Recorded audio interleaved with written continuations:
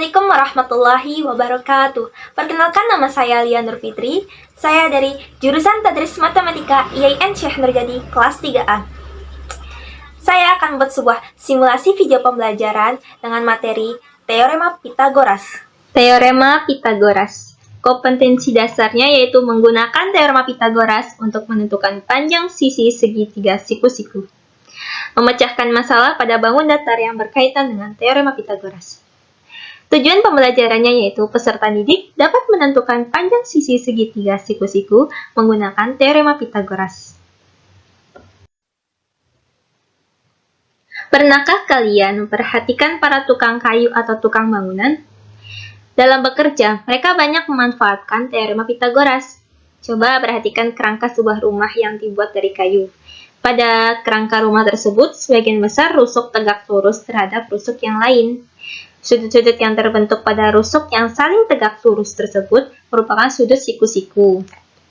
Nah, coba kita perhatikan gambar di atas.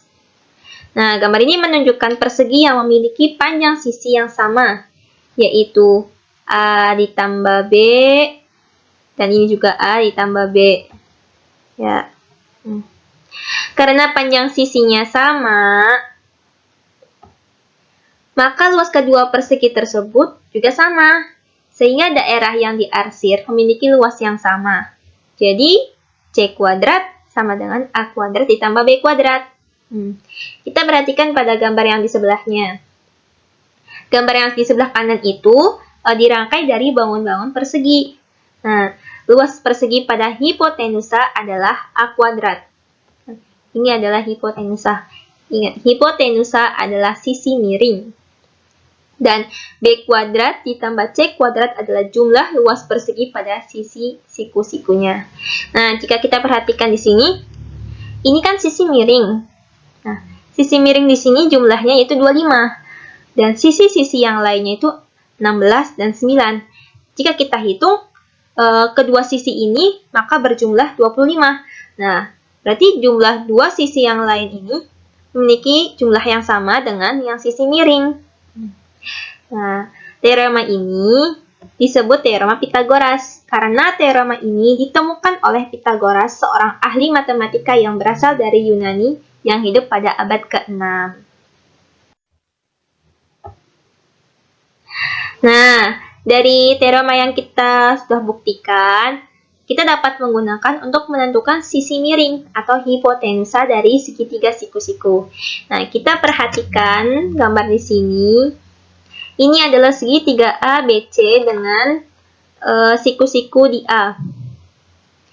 Sisi yang berada di depan sudut A yaitu sisi A. Sisi yang berada di depan sudut B yaitu B. Sisi yang berada di depan sudut C yaitu C. Maka dilihat dari gambar ini,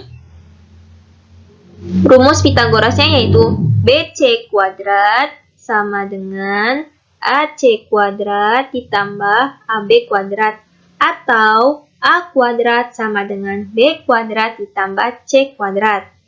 Nah, persamaan di atas itu dapat kita ubah ke dalam bentuk pengurangan, yaitu B kuadrat ditambah A kuadrat dikurangi dengan C kuadrat, atau C kuadrat sama dengan A kuadrat dikurangi B kuadrat.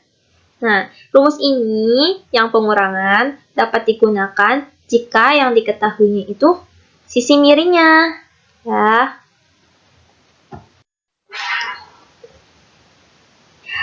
Untuk memahami materi tersebut, kita bahas contoh soal. Nah, diketahui suatu segitiga ABC dengan siku-siku pada titik A, maka panjang AB sama dengan 8 cm dan AC 6 cm. Hitunglah panjang BC. Diketahui segitiga ABC dengan siku-siku di A. AB yaitu 8 cm, AC 6 cm. Ditanyakan panjang BC. Nah, ingat rumusnya yaitu BC kuadrat sama dengan AB kuadrat ditambah AC kuadrat. Kita masukkan angkanya. AB-nya itu 8 ditambah 6 kuadrat. Kita hitung. 8 kuadrat yaitu 64 ditambah 6 kuadrat yaitu 36. Lalu kita akarkan. 64 ditambah 36 itu 100.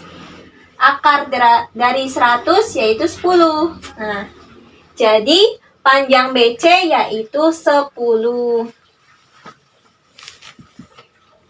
Kesimpulannya, teorema Pitagoras dapat kita gunakan untuk mencari sisi miring dari suatu segitiga siku-siku.